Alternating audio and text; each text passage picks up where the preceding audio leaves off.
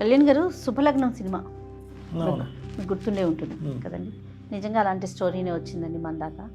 ఇప్పుడు వచ్చింది oh right. My God. Madam పెళ్ళై 3 సంవత్సరాలు అయ్యింది.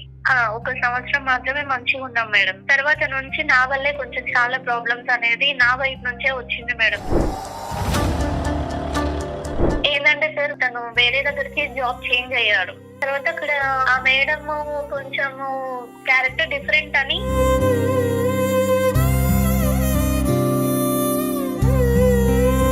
ఫోన్ 24 గంటలు ఆమెతోనే మాట్లాడతాడు. మరి ఆవిడతో మాట్లాడుతూనే కదమ్మా కూలర్ ఇవన్నీ వాషింగ్ వచ్చేవి. మెషిన్ వచ్చేది.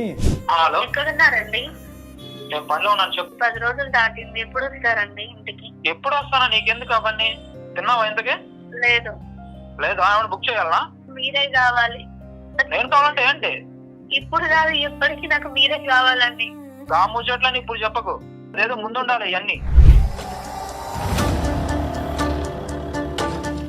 గణేష్ గారు, ఇప్పటి వరకు మీ సంభాషణ అంతా మేము కూడా వింటున్నాం. I'm very sorry. మీరెందుకు అంటున్నారండి? అంటే ఇవన్నీ లవ్ చేసుకున్న తప్పుడు కానీ అప్పుడు కానీ తెలియలేదు ఆవిడకి? ఆ అమ్మాయి చేస్తే కోరుకునేదా లేదంటే ఇబ్బంది పెట్టేదా నిన్ను? వేరే వాడిని పెళ్లి చేసుకుని ఉంటే నాకు ఇంకా బాగుండేది ఓ కదా. ఓకే. అది ఓకే. నానా ఆస్కార్ అవసరంగా డైలాగులు కూడా వచ్చేసాను. వచ్చినాయి. అప్పుడు కోపంలో అన్నాను నీ సార్. బొంద కోపం ఏంటి? కోపం నీకు దేనికి కోపం? కోపంలో నీ నోటికి వచ్చింది ఏది పడితే అది మాట్లాడతావా తల్లి? తను నన్ను రోజు టార్చర్ పెడుతుంది. నేను ఒక రోజు బాధలో ఉంటే తనకి చెప్పాను, గణేష్ నీకేం కావాలో అది ఇస్తాను, నాతో ఎక్కువ టైం స్పెండ్ చేయి, నాతో ఉండని చెప్పింది. ఆఫీస్ లో కాకుండా బయట కూడా టైం స్పెండ్ చేయమంది. అవును. మా బాస్ మరి మా మేడం ఇలా అంటుంది, ఏం చేయమంటావు అని చెప్పాను ఇవిడికి. ఆ పిచ్చిదానికి ఏమర్థమైందో?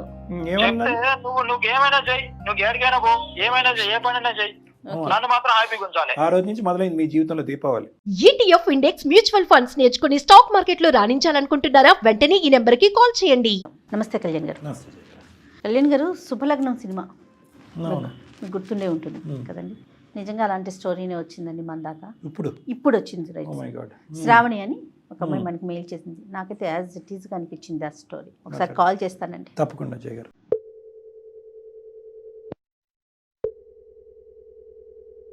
హలో, హలో, నమస్తే అండి. శ్రావణి గారండి? అవునండి. ఎవరండి మీరు? నేను జయానండి, సుమన్ టీవీ అందమైన జీవితం ప్రోగ్రామ్ నుంచి కాల్ చేస్తున్నాను. నమస్తే మేడం. నమస్తే శ్రావణి, మీరు మెయిల్ చేశారు. నాతో పాటు అవును. డాక్టర్ కళ్యాణ్ చక్రవర్తి గారు ఉన్నారు. మీ మాట్లాడతాను సమస్య ఏంటో మేడం. చెప్పండి, దాన్ని బట్టి డాక్టర్ గారు మాట్లాడతారు. ఏమ్మా? Okay madam. ఎస్. చెప్పమ్మా శ్రావణి, సమస్య ఏంటమ్మా? సార్ నా పేరు శ్రావణి. అమ్మా. ఇలా నేను సంగారెడ్డి నుంచి మాట్లాడుతున్నాను సార్. నేను ఇంతకు ముందు బ్యాంక్ లో జాబ్ చేసేదాన్నండి. ఓకే. అక్కడ గణేష్ అనే అబ్బాయిని లవ్ చేశాను 3 years బ్యాక్. లవ్ చేశాను, తను కూడా నన్ను లవ్ చేస్తాడు. హ్యాపీగా ఉన్నాం మేడం. ఓకే. కానీ మా పేరెంట్స్ దానికి ఒప్పుకోలేదు మేడం. పేరెంట్స్ ని కాదనుకునేసి వేరేగా పెళ్లి చేసుకున్నాం మేడం. ఇప్పుడు ఇద్దరు ఉద్యోగాలు చేసుకుంటున్నారు బ్యాంక్ లో. నేనే మానేశాను మేడం. పెళ్ళై 3 సంవత్సరాలు అయ్యింది. 1 సంవత్సరం మాత్రమే మంచిగా ఉన్నాం మేడం. తర్వాత నుంచి నా వల్లే కొంచెం చాలా ప్రాబ్లమ్స్ అనేది నా వైపు నుంచే వచ్చింది మేడం. నువ్వే ఒప్పుకుంటున్నావు ఏంటి? అలాంటి ప్రాబ్లం ఏంటి అసలు? పెళ్లికి ముందు నన్ను బాగా చూసుకున్నాడు. అప్పుడు ఉన్నంత ప్రేమ అది ఇది ఓకే ఓకే సార్ నాకు. కానీ ఏదన్నా అడిగినా, కనీసం బయట పోదామన్నా, ఆర్థికంగా అయితే చాలా ఇబ్బంది అయితే అయ్యింది మేడం. మా అమ్మ నాన్న కూడా అంతా వేరే వ్యవసాయం పనులు అట్లా చేసేవాళ్ళు. అదేలే. ఇంకా వాళ్ళని కాదనుకుని వచ్చినాము. మేము ఎవరిని దగ్గర కూడా 1 రూపాయి కూడా అడగలేము కదా మేడం. ఇక మా ఇష్టంగా మేము చేసుకున్నాము. అటువంటి ఆర్థిక పరిస్థితిలో ఉన్న ఉద్యోగం ఎందుకు వదిలేసావమ్మా నువ్వు పెళ్ళైన తర్వాత? నేను నా హస్బెండ్ ని మంచిగా చూసుకోవాలి, ఇంట్లో ఉండాలి, అన్ని పనులు చేసి అతను ఆఫీస్కి వెళ్ళినప్పుడు నేను ఇంట్లో ఏం పెట్టుకోవాలి. మంచి చూసుకుంటావు? సర్లే. కొంచెం హెల్త్ డిస్టర్బెన్స్ అయ్యి అటు ఇటు అయ్యి కొంచెం అదేలే. చేతగాక చేయలేక ఉంటే మా హస్బెండ్ ని కొంచెం ఏదన్నా తీసుకురండి, ఒక ఫంక్షన్ కి వెళ్దామన్నా, శారీస్ కొనమన్నా, ఏదన్నా కొనమన్నా ఊరికి డబ్బులు లేవు అని అంటే తను ఎక్కడో అప్పు చేయడం, అది ఇది చేయడం చేసేటోడు. తనకు వచ్చే శాలీలో రూమ్ రెంట్, సరుకుల ఇంట్లో సరుకుల ఖర్చు, బయట ఖర్చులు, తన పెట్రోల్ చార్జెస్ ఇవే అయ్యేది మేడం. అదే మధ్యతరగతి కుటుంబ కష్టాలు. కనీసం అసలు మేము పిల్లలకు ప్లాన్ కూడా చేసుకోకపోవడానికి రీజన్ కూడా ఆర్థిక పరిస్థితే మేడం. పిల్లలు లేదు, లేరు. లేదు. ఓకే. ఇంకా లేదు సార్. ఉమ్. చిన్న చిన్న విషయాలకి గొడవలు వచ్చినాయి ఇద్దరి మధ్యలో. ఫైనాన్షియల్ చిన్న వాషింగ్ మిషన్ అడిగినా, కూలర్ అడిగినా. కాదమ్మా, అతను లేక సరిపోక ఇవ్వకపోవటమా లేదంటే కొద్దిగా పిసినారా? పిసినారి ఏం కాదు సార్. నేను నీకు చేసిన ఒక చిన్న తప్పు వల్ల నా జీవితమే నాశనం అయ్యే స్టేజ్ కి వచ్చింది సార్. ఇప్పుడు ఏంటంటే సార్ తను వేరే దగ్గరికి జాబ్ చేంజ్ అయ్యాడు. చేంజ్ అయిన తర్వాత అక్కడ ఒక మేడం ఉంటది అనమాట. ఆ మేడం కొంచెము క్యారెక్టర్ డిఫరెంట్ అని ఆయన పాపం తన దగ్గర కూడా కొన్ని డబ్బులు తీసుకొని నా కోసం చీరలు తేవడము, నా బాధను అర్థం చేసుకొని తను అట్లా చేయడం అనేది స్టార్ట్ చేశాడు మేడం. పోనీలే నాకైతే చీర వచ్చింది కదా అనే సంతోషంతోనే నేను ఉండేదాన్ని మేడం. నీ చీర సొంతకెళ్ళ కదమ్మా, చీరల వరకేనా ఇంకేమైనా పంపించింది ఆ మహాతల్లి? ఫ్రిడ్జ్ గానీ, కూలర్ గానీ, ఏసీ గానీ ఏదైనా తీసుకొచ్చేది సార్. వాళ్ళ ఇంట్లోవా లేదంటే వేరే కొనా? వేరే కొత్తవి కొనేది సార్. గోల్డ్ తీసుకొచ్చేది. నేనేమనుకున్నా అంటే నువ్వు ఇట్లా చేస్తున్నావు, అది కరెక్ట్ కాదు అని అంటే ఇబ్బంది అనిపించింది మేడం. నాకు వస్తువులు కాదు మేడం, నా హస్బెండ్ ప్రేమ కావాలి. కనీసం నేను తనతో టైం స్పెండ్ చేయాలన్నా తను నాతో మాట్లాడేటోడు కాదు. ఎప్పుడు ఫోన్ పట్టుకొని నైట్ డే అనుకోకుండా ఫోన్ 24 గంటలు ఆమెతోనే మాట్లాడేటోడు. మరి ఆవిడతో మాట్లాడుతూనే కదమ్మా కూలర్, వాషింగ్ మెషిన్ వచ్చేది. అన్ని ఒకేసారి ఇవ్వలే కదమ్మా, ఒక 10 సామాను ఒకే రోజు ఇవ్వలే కదా. Over a period of 6 weeks, 2 months, 3 months, 6 months ఇచ్చి ఉంటది. ఎందుకు తీసుకున్నావు? నాకు తెలియక నేను తప్పు చేశాను. నా హస్బెండ్ తో ఏం తెలియకమ్మా, ఒకదాని తర్వాత ఒకటి అంత కాస్ట్లీ ఐటమ్స్ వస్తుంటే నీకు తెలియట్లేదా? మీ ఆయన సంపాదన ఎంత వస్తున్నాయి ఇంట్లోకి, ఏమేమి వస్తున్నాయి, అప్పుడు ఎందుకు తెలీదు? నువ్వేమన్నా అమ్మాయికి రాలివా? నువ్వు కూడా ఉద్యోగం చేసుకున్నా, చదువుకున్న పిల్లవ కాదు. ఇవన్నీ ఇచ్చే భర్త ప్రేమను ఆపేశాడా? నాతో తినడం మానేశాడు, నాతో మాట్లాడడం మానేశాడు, నాతో ఫోన్ మాట్లాడడం మానేశాడు. ఆఫీస్ అనుకుంటూనే టూర్స్ లోకి వెళ్ళడం, వీకెండ్స్ లో బయటకు వెళ్ళడం తనతోని. ఇంట్లో ఉంటే వీడియో కాల్స్. ఇవన్నీ ఏమొద్దు, నాకు మీరు కావాలి అంటే అట్లా ఎట్లా కుదరదు. ఇప్పుడు నేను ఆమెకి అన్యాయం చేయలేను, ఇద్దరితోనే ఉంటాను, లేకపోతే నేను ఉండను అని అంటున్నాడు సార్. ఎక్కడన్నా నిన్ను బ్లేమ్ చేస్తున్నాడా? నీ వల్లే చేశాను, ఇది నీ వల్లే జరిగింది, ఇప్పుడు నేను ఆ అమ్మాయిని మధ్యలో వదిలేయలేను, ఉంటా అంటే ఉండు, లేకపోతే వెళ్ళిపో నువ్వు అనేసి అంటున్నాడు సార్. పోనీ ఇప్పటికైనా ఆ గిఫ్ట్లన్నీ వెనక్కి పంపించావా మహాతల్లి ఇంటికి? సార్ ఆల్రెడీ పంపిస్తాను అని అంటే ఆమె అడ్రస్ చెప్పమన్నా నేను చెప్పట్లేదు. నేను ఆఫీస్ కి పంపిస్తాను అంటే నువ్వు ఇక్కడికి వస్తే అసలు బాగుండదు అని చెప్తున్నాడు సార్. ఆవిడికి పెళ్ళయిందమ్మా? ఆమె గురించి ఏం డీటెయిల్స్ నాకేం తెలియదు. అక్కడ జాబ్ చేస్తున్నారు ఇది అన్న సిచ్యువేషన్ మాత్రమే తెలుసు మేడం. నాకు నీకు కన్ఫర్మా ఆవిడే ఇస్తుంది అన్నది? ఆవిడే ఇస్తుంది మేడం. ఎందుకంటే నేను డైలీ ఆమె వాళ్ళు వీడియో కాల్స్ మాట్లాడేటప్పుడు నేను 2-3 times చూసాను మేడం. ఇంకోటి ఏంటంటే ఆమె ఇక్కడి వరకు వచ్చి మా హస్బెండ్ ని జాబ్ చేయడం, తీసుకెళ్లడం, బాగుంది, అన్ని రకాలుగా ఆమె చేస్తుంది మేడం. నీ వరకు గిఫ్ట్లా, అతని వరకు కూడా గిఫ్ట్లు వస్తున్నాయా? తనకి గోల్డ్ రింగ్ ఇచ్చారు, బైక్ ఇచ్చింది, కొత్త కొత్త డ్రెస్సులు కొనిస్తుంది. ప్రతి రోజు బయటకు సినిమాలకి, పబ్లకి వెళ్తారు. ఇప్పుడు తనతోనే ఉంటున్నాడు, కానీ నా జీవితం అన్యాయం చేస్తున్నాడు సార్. ఇక్కడ తనతో ఉండటం అంటే ఏంట, మరి రావట్లేదు ఇంటికి? 10 days అక్కడ ఉంటే 1-2 days ఇక్కడ ఉంటున్నాడు సార్. ఇందులో నీ తప్పిదం ఏమన్నా ఉందని నువ్వు భావిస్తున్నావా ఈ రోజు మాకు ఫోన్ చేసేదానికి? ఉంది సార్. నువ్వు ఎవరితోనైనా మాట్లాడుకో, ఏమైనా చేసుకో, కానీ నువ్వు తప్పు చేయకు, నాకు అన్యాయం చేయకు అనేసి చెప్పాను సార్. మరి నువ్వు ఎక్కడన్నా ఉండు, నన్ను మాత్రం అన్యాయం చేయకు అని అన్నావు. ఇప్పుడు అతను ఏమంటాడు? నీకేముంది, నేను వస్తున్నాను కదా, ఇస్తున్నాను కదా, అక్కడే ఎక్కువ టైం స్పెండ్ చేస్తే ఇక్కడ ఇప్పుడు నువ్వు ప్రశ్న అడగలేనటువంటి పరిస్థితికి ఈరోజు తీసుకొచ్చాడు అతన్ని. నువ్వు చూపెట్టిన దారి, నువ్వు చేసినటువంటి అలవాటు కరెక్టేనమ్మా. నువ్వు ముందుగానే చెప్పావు చూడు, నేనే తప్పు చేశానని, అది కరెక్ట్. నీ తప్పు నువ్వు ఒప్పుకోవడం కూడా కరెక్టే తల్లి. నేను తప్పు చేశాను సార్, ఒప్పుకుంటాను, కానీ నా భర్తను వదిలేసుకోలేను సార్. ఇప్పుడు అతను ఏమంటున్నాడు అసలు? ఇద్దరితోనే ఉంటాను అంటున్నాడు సార్. ఎక్కువ అయితే ఇంకా నాతో గొడవ పడి నేను ఆమెతోనే ఉంటాను, వేం చేసుకుంటావో చేసుకోవాలని అంటున్నాడు సార్. పెళ్లి ఎక్కడ చేసుకున్నారమ్మా? రిజిస్టర్ మ్యారేజర్. నీ చెత్త అడ్డమైన కోరికల వల్ల చూడు ఎలాంటి పరిణామాలకు దారి తీసిందో. సరే, ఒక ప్రయత్నం చేద్దాం. నీ ఫోన్ ఎత్తుతాడు అతను.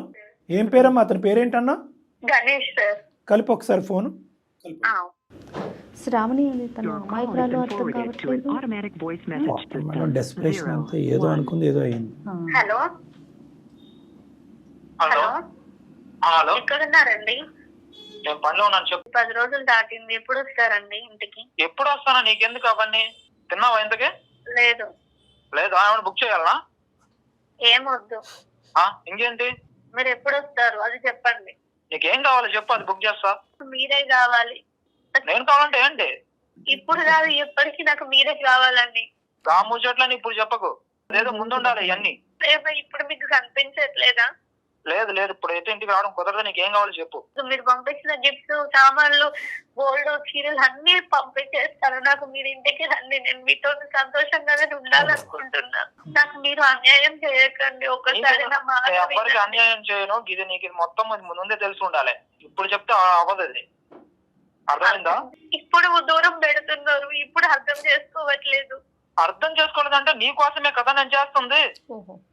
నా కోసం నాకు అవన్నీ ఏమొద్దు, నాకు మీరే కావాలి. నేను కావాలంటే ఇది ముందు తెలీదా నీకు? నాకు మీరు ఏం చెప్పిండ్రు?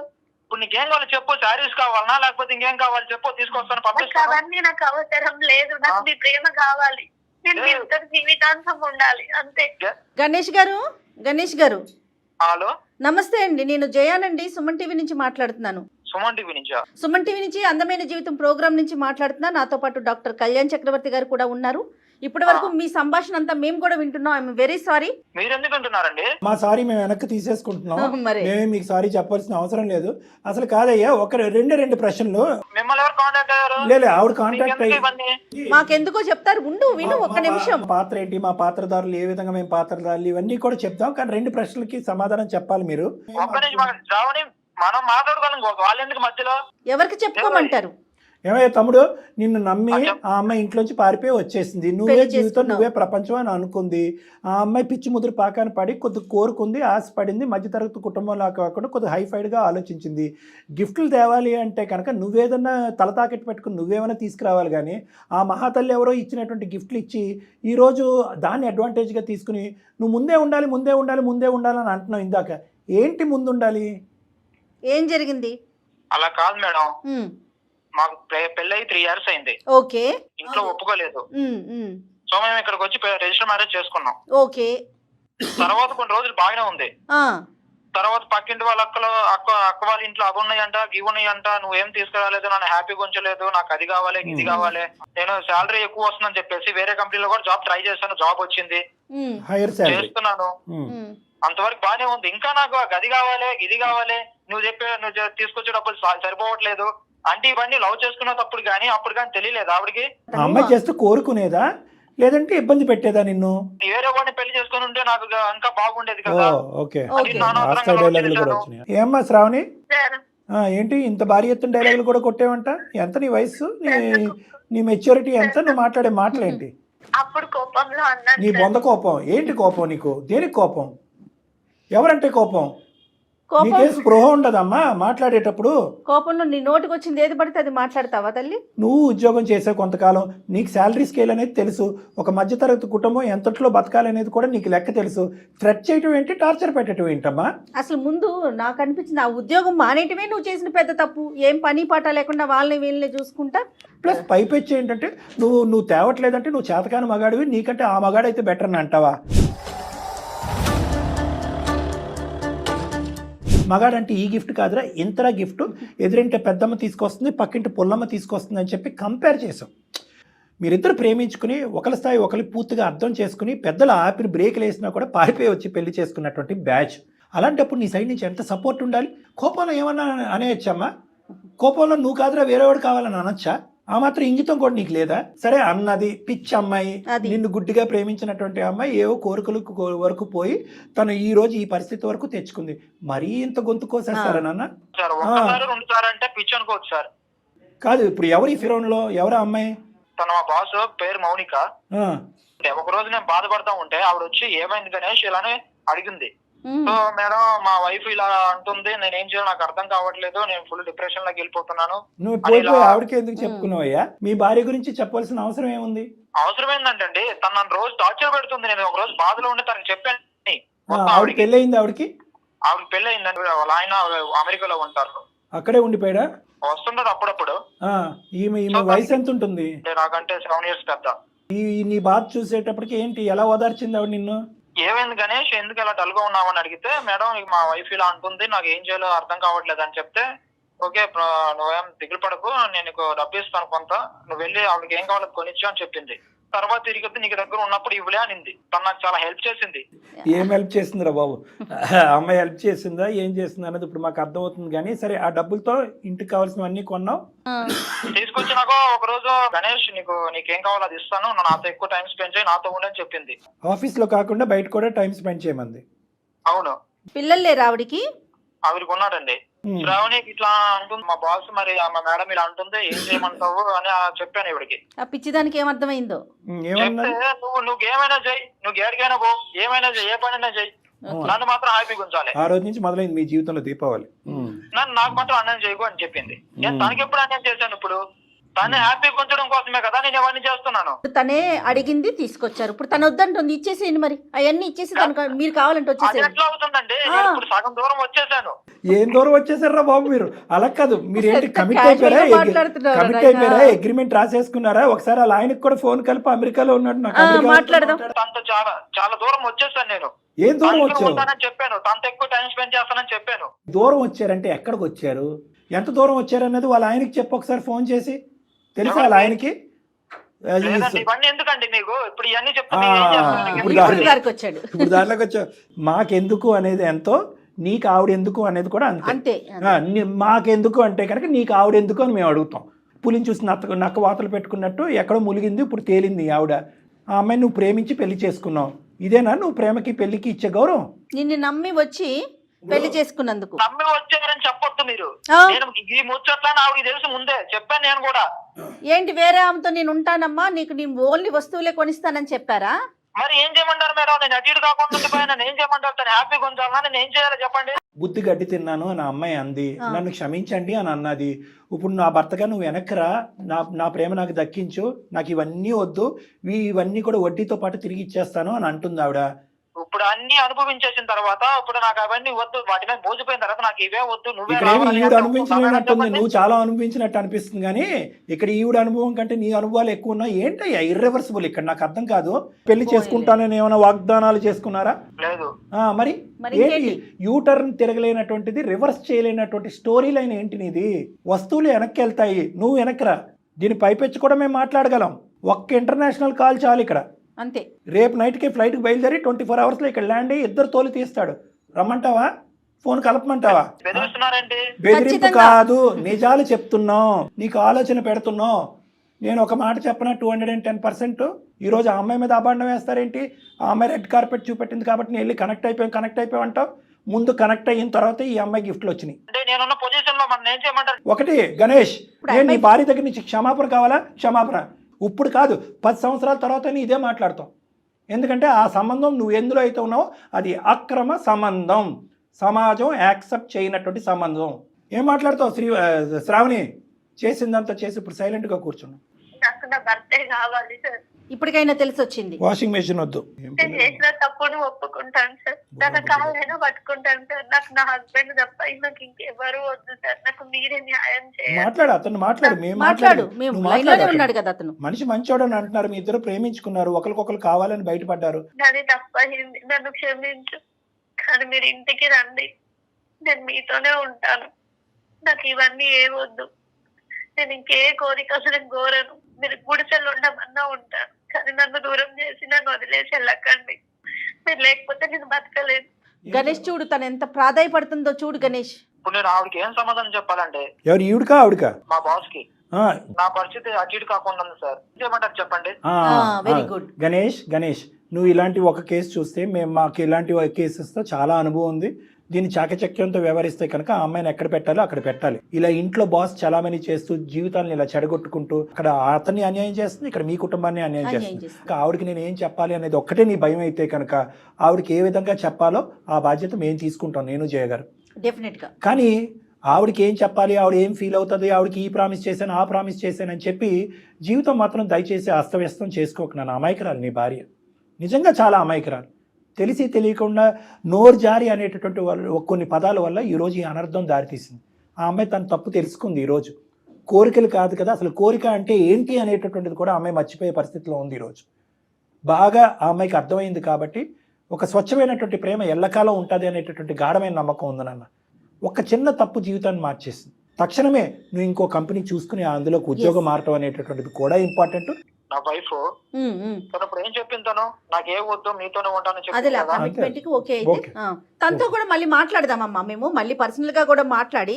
అమ్మాయి మంచిదమ్మా, తెలియని తను అంతే. ఇద్దరిని రమ్మనండి మేడం. ఇద్దరు రండి ఒకసారి. సరేనండి. మీరిద్దరు ఒకసారి వచ్చారంటే డాక్టర్ గారితో కూర్చొని ఒకసారి మాట్లాడితే దాన్ని సార్ట్అవుట్ చేసుకోవచ్చు. ఇమీడియట్ గా ఆ అమ్మాయికి సంబంధించినటువంటి మొత్తం సామగ్రి ఆ అమ్మాయి ఇంటికి మనం ఇంకా వెయిట్ పంపించాలి. చేయొద్దు మీరు. వద్దు, వెయిట్ చేయొద్దు. ఇది తక్షణ చర్య. రేపొద్దున ఇంకో టోన్ మార్చచ్చు, చీటింగ్ అనొచ్చు, ఇది కాదు ఇంకా తీసుకున్నాడు అనొచ్చు. అప్పుడు వేరే సమస్యల్లో మీరిద్దరు అమాయకులు ఇద్దరు ఇరుక్కుపోతారు. కాబట్టి ఆ అమ్మాయి కంపల్సరీగా సెకండరీ ఎజెండా ఉంది. ఆ అమ్మాయి చాలా మ్యానిపులేటివ్ అండ్ కన్నింగ్ అన్నట్టుగా నేను అనుకుంటున్నాను. అక్కడ తన జీవితాన్ని ఎలా నాశనం చేసుకుంటుందో మనకు అనవసరం, కానీ మీ జీవితాన్ని ఫర్దర్గా నాశనం చేయకూడదు అంటే ఎటువంటి లావాదేవీ ఉండకూడదు. మిమ్మల్ని కలుస్తాను, ఎదురు రండి, ఇద్దరం వస్తాం. Done done done. ఓకే అమ్మా శ్రావణి, థ్యాంక్ యూ మేడం. మీ ఆయన వచ్చేస్తాడు ఇంటికి, నువ్వు don't worry. Okay madam. Bye అమ్మా, బాయ్. పోతాయి. ముందు ఆ అమ్మాయిని కట్ చేయాలి మేడం, ఎందుకంటే ఆ అమ్మాయి ఏ ఉద్దేశంతో ఎంటర్ అయింది, అంత ఈజీగా స్మూత్ గా బయటకు వెళ్తుందా లేదా అనేది మనం క్యాలిక్యులేట్ చేయాలి. అదే ఆ అబ్బాయి భయపడుతున్నాడు. అవునవును, సో ఆ స్మూత్ ట్రాన్సిషన్ కానీ మనం ఫెసిలిటేట్ చేయగలిగితే కనుక వీళ్ళు హ్యాపీగా ఉంటారు. రైట్ కళ్యాణ్ గారు, ఇంకొక ఎపిసోడ్ లో మళ్ళీ కలుద్దాం. నమస్తే అండి. నమస్తే మేడం. గ్లాసుడైన చాలు నందిని పాలు, కడివిడైన నేమి కల్తీ పాలు. నందిని డైరీ.